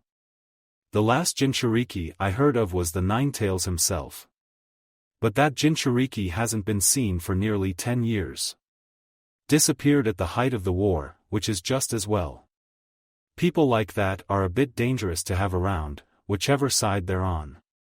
"But that's all just a legend," Minato said hastily, worrying Kushina was taking tales of monsters a little too seriously to have turned such an alarming shade of white. "And the Rinnegan doesn't actually exist, does it?" Maybe not. All I knew was that this boy possessed a power as terrible as the legend and that it would have been madness to leave him without some sort of training or guidance. This kid was a genius, a once-in-a-millennia kind." And Minato, who had heard himself described as a once-in-a-decade kind of genius only, sat back and refused to touch his tea. Something about this topic annoyed him, and it wasn't just the casual way his sensei flirted with Kushina. He'd always thought his sensei a hopeless case when it came to women, but this was the first time it had ever truly irritated him, but then perhaps it was nothing more than simple jealousy that his teacher had been enraptured by a much superior student the last few months. Once upon a time, Jiraiya had told him about a prophecy he'd received that he would train a student who would go on to change the world. It was now clear just by looking at the man's face that he no longer believed this was Minato. Kushina cleared her throat into the strange silence. My appointment. I should go, she said awkwardly, rising to her feet without meeting anyone's eyes. It was nice to meet you, Jiraiya-sensei. Please, just call me Sensei, oozed Jiraiya. Oh, of course. Jiraiya took a long leisurely sip of his tea as Kushina whizzed past him on her way into the hall. After a moment she'd grabbed her bag and was out the door, leaving Minato wishing he could have contrived a reason to go with her. Now that is an interesting expression. Minato looked at his teacher. What? He mumbled, aiming for a neutral tone but hitting somewhere between sullen and grumpy. You should see your face right now, Jiraiya said, smiling slightly. You've got it bad, my boy. You're the one flirting mindlessly with her, Minato rebuked. I'm sorry I introduced you. I was hoping you'd actually have some respect for my friends instead of doing your best to make them uncomfortable. She all but ran out the door to get away from you. A little surprised at his tone, Jiraiya set his teacup down and held up his hands. That's just my way of showing approval for your choice of friends. But if she's yours you should have said so. Minato laughed caustically. She's not mine. If she's anyone's, she belongs to Sarutobi Run. Ah, Jiraiya said, a deep sound of understanding rumbling in his throat. That explains everything. Unrequited love is the thorn that keeps good men from taking the beautiful rose, and I know its cruel barb only too well. Would you give over? Minato sighed. I told you, it's not like that. My mistake, Jiraiya said in his overly placatory tone, that did nothing to assure Minato he'd convinced his sensei. Now, are you up for some training? I've gotten kinda rusty, and I want to see exactly how accurate your reputation is. Jiraiya's insistence that his skills had slipped in any way turned out to be a bald-faced lie. After his obligatory initial shock at Hiratian speed, the technique turned out to be little use against an opponent like Jiraiya who definitely took the immovable object approach to combat. It was hard to outmaneuver a rock, and certainly hitting Jiraiya felt like he was hitting a rock. You're dropping your arm, his sensei said, absorbing the hardest punches Minato could throw at him with his hand like he was batting away mosquitoes. You're getting lazy, kid. It had been a long time since anyone had actually corrected Minato's stance. Jiraiya certainly wasn't wrong, though it wasn't long before Minato started feeling annoyed again. Instead of being directed at his sensei, however, it was directed inwards. He'd thought his taijutsu form was near flawless, but if Jiraiya could casually spot 5 errors in a single glance, his self-assurance was unwarranted. Just like his confidence that he was the only one being groomed to be Hokage turned out to be the ultimate conceit. You've gotten better, Minato said, pausing to tuck his blunt kunai against his arm as he mopped his brow with a sleeve. You're not so bad yourself, Jiraiya said as he massaged his sore hands. You're quite an intense fighter. No wonder you scare people. Minato had heard his fighting style described like that before. Shikaku had said something along the lines of it being like Minato switched off and became a relentless blank-faced killer drone until the last body had fallen. But then Shikaku was prone to exaggerate. Sensei, he began as he slipped back into a comfortable stance, elbow conscientiously held at the correct angle Jiraiya preferred. Do you still think I could be Hokage? Jiraiya, about to mirror him, paused. What? Of course. But it's not like I'm the only person the Sandaime might choose, he said. I mean, there's someone like Dan. His teacher pulled a face. Is that loser still around? He was only a loser in Jiraiya's eyes because he was affianced to the love of his life and or most frequent stalking victim. Everyone else seemed to like Dan just fine. Then there's Orochimaru. A couple of weeks ago, the Sandaime took a mission he'd given to me and gave it to Orochimaru. Perhaps it's in his area of expertise? Jiraiya suggested diplomatically. There had been no further kidnappings but it's not like he's succeeded any better than me and Ren did. You and Ren, huh? His sensei grinned. Perhaps he sensed the love rivalry between you two and decided to, you only came back to torture me, right? Minato moaned in despair. I'm serious. I don't think I'm cut out for this. I thought that if I became Hokage one day I could make a difference, but then the war ended, and now I'm sure what I'm supposed to do. What if I don't have what it takes to be Hokage? Jiraiya only looked mildly confused. It's not like you to be plagued with self-doubt. That was only because back when he was 13, he'd thought he knew all there was to know. Then a couple of weeks ago, a man with a monkey had demonstrated what a perfect fool he was. I'd probably feel better if you taught me some new jutsu, he said, a little cheekily. Oh? Jiraiya raised a skeptical eyebrow even as he smiled. You're a jonin now, what could I possibly teach you? Well, there's always summoning. Minato said with all the subtlety of Kushina when she was trying to drop hints that he should clean his room, which usually involved a clip around the ear. Summoning? Jiraiya gave a great bark of laughter. Didn't I already teach you that? No, said Minato plainly. His sensei sobered. Oh. He tapped his chin, watching Minato skeptically as if judging whether or not he was ready. I'll introduce you to my summoning contracts, if you can knock me on my back. Minato narrowed his eyes. That was like asking him to knock over a hill. Do you want me to roll out some safety mats so you don't break a hip? He asked. You're a lot cheekier than I remember, Jiraiya rebuked. I'm not that old. Well, just get into position, Blondie. Blondie got into position. The soles of his sandals rasped against the dry earth as he assumed his stance and sought for some sign of weakness in his teacher. The only thing you could do against immovable objects was to try and use their size and strength against them. Perhaps if he went for the knees? Are you waiting for the grass to grow? Jiraiya heckled him. Come on. Jiraiya found himself promptly swallowed up in a localized dust storm. Minato moved in quickly, if this was going to end it was going to have to end fast, and skirted his sensei's blinded form till he was just in the right position to throw all his weight into hooking his arm behind Jiraiya's knee. The man was supposed to fall flat on his back. Instead, Minato's shoulder felt like it had slammed against a tree.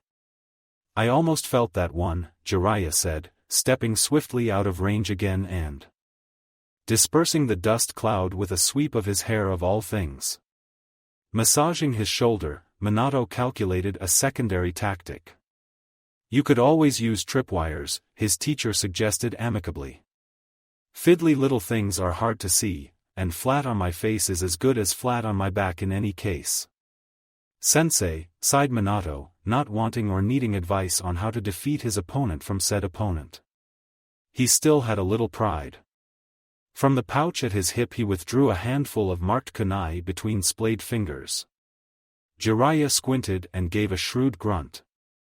Hiration again? It's what I'm best at, Minato said. Jiraiya shrugged. So be it, but you realize speed won't help you much here. You sure about that? The kunai rained down around Jiraiya, striking the ground in a rough pattern. Almost at once his sensei began to retreat. If he was out of the range of the tags Minato couldn't touch him, but Minato was already activating the jutsu. Before Jiraiya could take another step, Minato had flashed between every single tag on the field, his passage barely noted, except for the hair-thin wire he left in his wake. Without ever seeing the web being spun around him, Jiraiya's ankle was caught. For a moment he wheeled, close to overbalancing. Tripwires, he cried, as if delighted. What did I tell you? But he never would have suggested anything he couldn't handle. With an audible twang, the wire snapped. Jiraiya checked his stance and grinned at Minato, who had come to a stop a few meters away. Nice try. You almost had me. Minato shook his head. It was a diversion, sensei. Look down. Jiraiya looked down. A tagged kunai protruded from the ground between his feet, one he'd overlooked because at first glance it looked like every other kunai Minato had thrown. But it only needed a second glance for Jiraiya to realize this tag was not like the others. The incantation written on it was not one of godlike speed, but of combustion. It was an exploding tag. Minato! Jiraiya shouted as he threw himself backwards, the same time the tag flashed and an explosion rocked the clearing. Flames roiled, ash engulfed the air, and bits of what had formerly been the training ground rained down as a crater the length of Kushina's kitchen opened before Minato, who merely blinked against the heat and brushed some crumbs of earth off his shoulder. Through the smoke and ash, strode Jiraiya, looking dismayed. You tried to kill me, he accused. The idea was to get me on my back, not blow me up. Did you fall on your back? Minato asked hopefully. Jiraiya may well have done just that, as although the front of his body was covered in a nice healthy coating of blackened smoke and ash, his backside bore grass stains. But Jiraiya refused to answer. Instead he reached out and knocked his knuckles hard against the top of Minato's head. And what was hard for Jiraiya was brutally hard.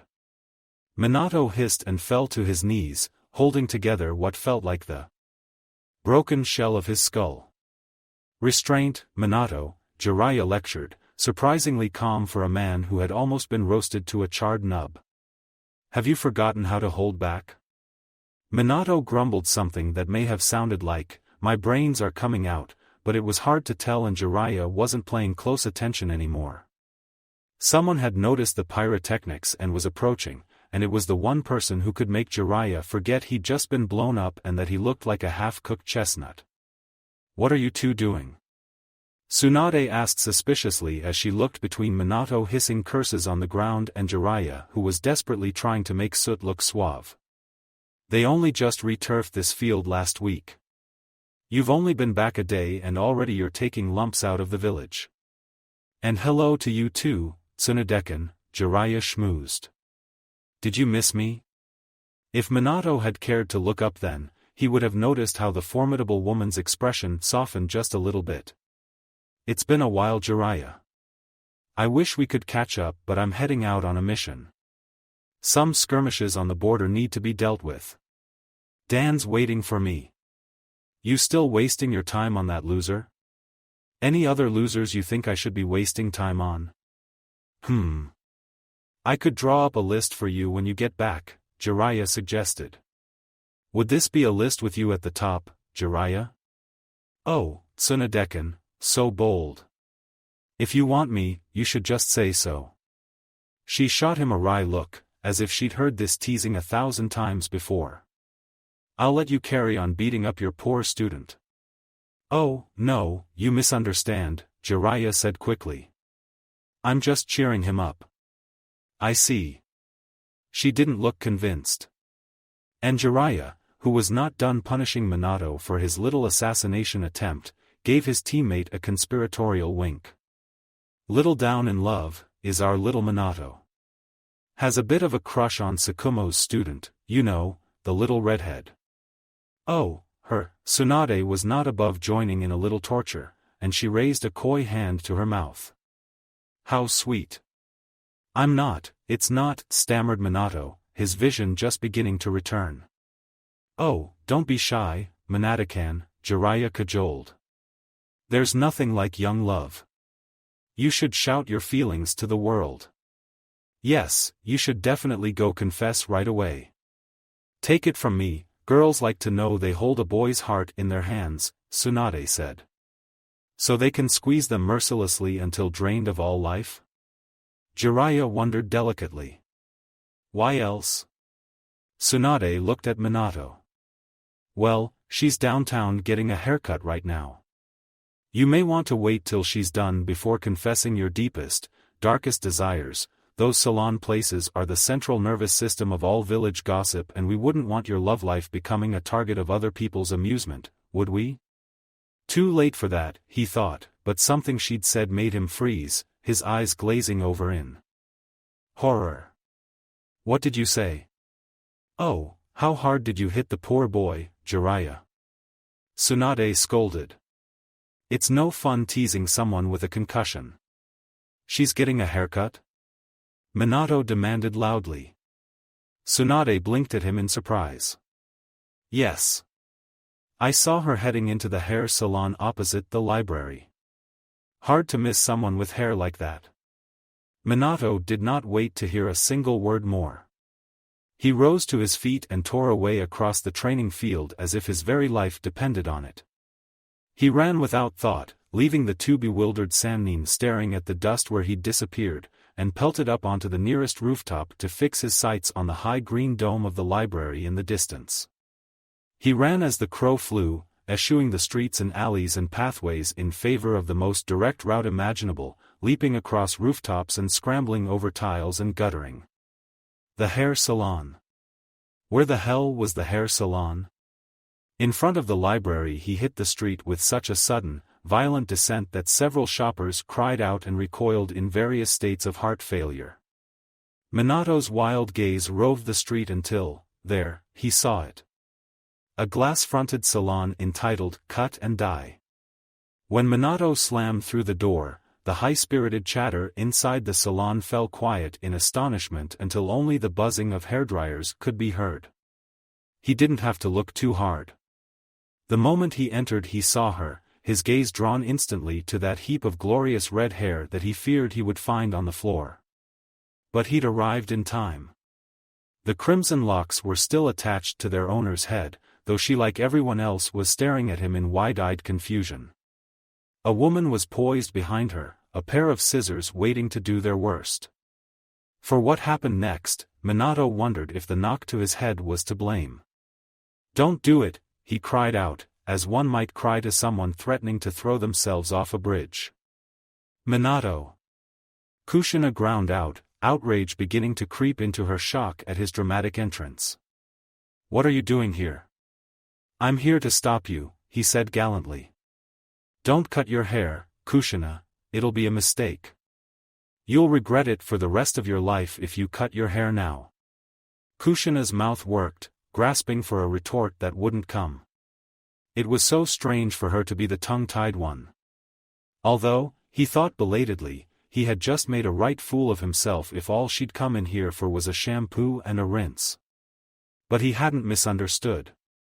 "I can cut my hair if I damn well like," Kushina suddenly said, turning back to regard her reflection as her body radiated enough hostility to make her hairdresser edge back. "Go away. You can't cut your hair." Minato was beginning to grow a little desperate. "I won't allow it." "You won't allow it?" Kushina whirled to stare at him again, shock renewed. Neither of them were at all aware that every pair of eyes and ears were trained on them, watching and listening. With the rapt, breathless anticipation of those watching a scandal unfolding. "Don't make me laugh. Get out of here, Minato. You don't really want to cut your hair, you're only doing this for Ren," he exploded. "You shouldn't do something like this just to appease your boyfriend." "So, what? I should appease you instead?" Kushina cried. "Why the hell do you care so much about my hair?" The shock of her question brought him back to his senses with an unpleasant bump. Why did he care so much about her hair?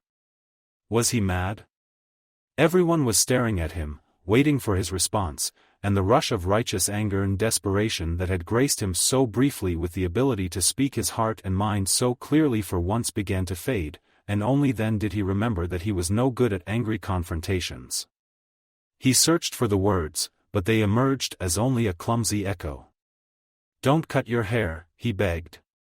"Why do you care?" Kushina demanded again, and this time she sounded close to tears. He had no right to care, and all too slowly he was realizing it. Deflated, he could only hang his head. "I'm sorry," he said. "It's your decision, I can't stop you, but..."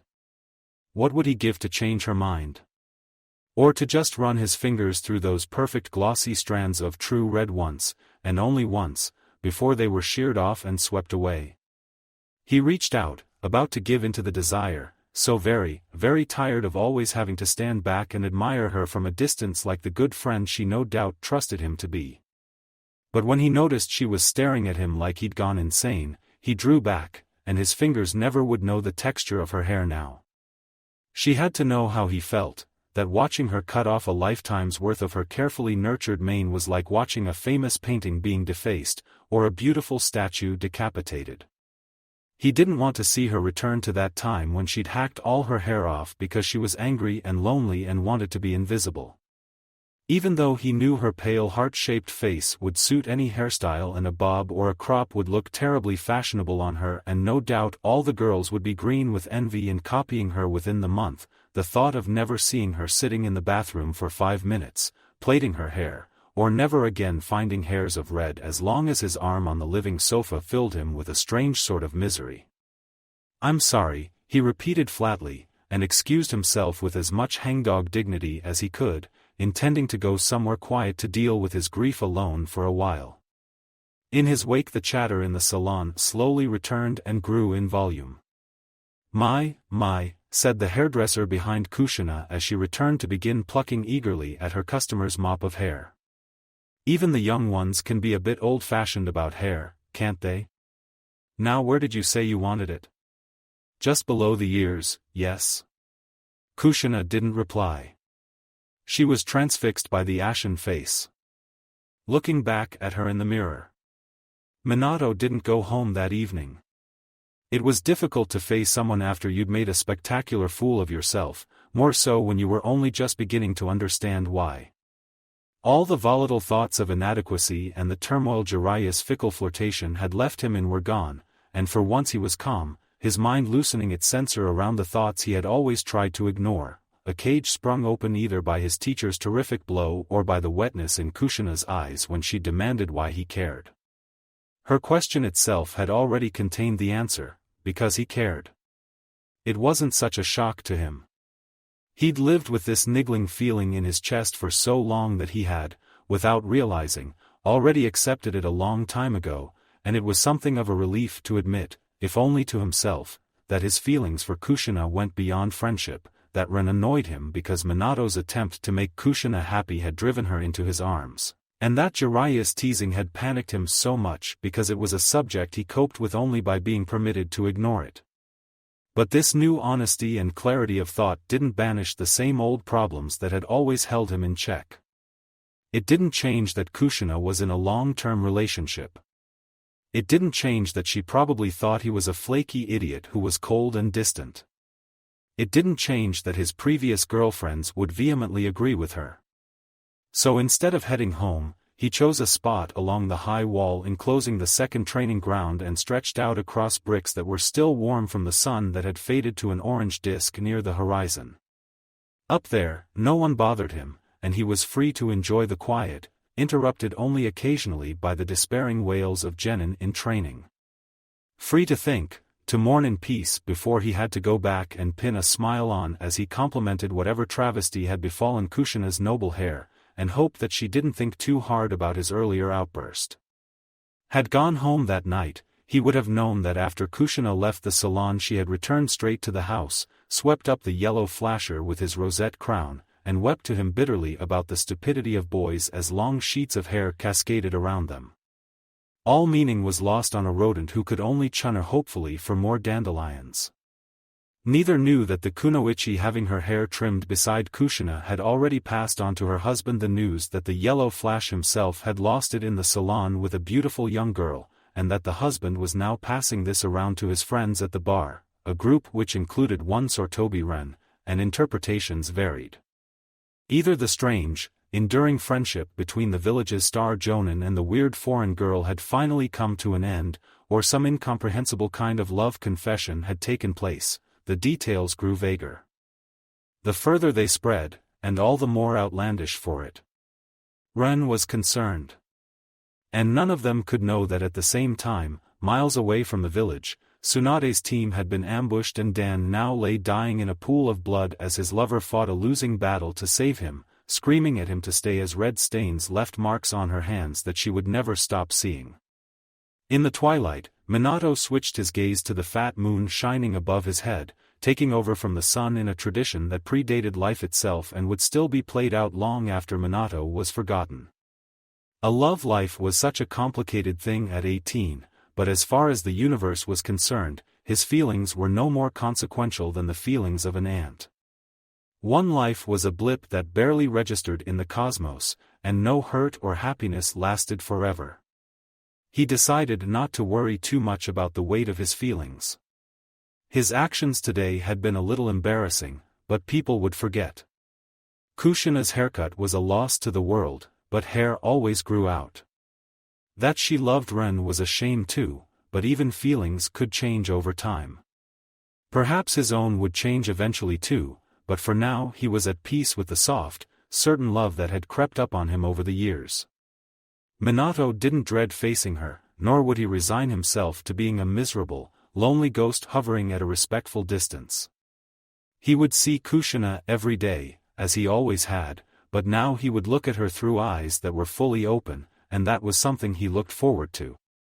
It would remain unsaid, however, not because he wanted to protect himself with secrecy, but because love was not a proclamation, it was actions and words and touches, and it was in the lingering gazes and the long conversations in the kitchen about which brand of noodles tasted best, and it was in the silence too.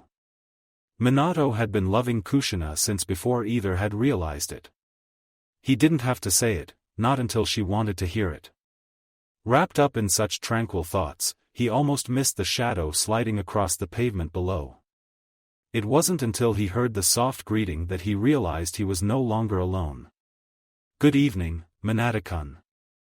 Minato sat up and looked down at the startling white face smiling up at him. More nervous men would have keeled straight off the wall. "Orochimaru-sama," he greeted stiffly. "I hope I am not interrupting anything," Orochimaru said silkily, although he couldn't possibly have known he had cut into the single most important epiphany of Minato's young life. "Can I help you, sir?" This seemed to have been exactly what Orochimaru had been after. As a matter of fact. "Yes, you can. Thank you for watching. I hope you enjoyed it. Make sure to like and subscribe, and don't forget to share this video with your friends. Guys, make sure to help the author by visiting the link in the description. This is Fox Sage, and I'm signing off.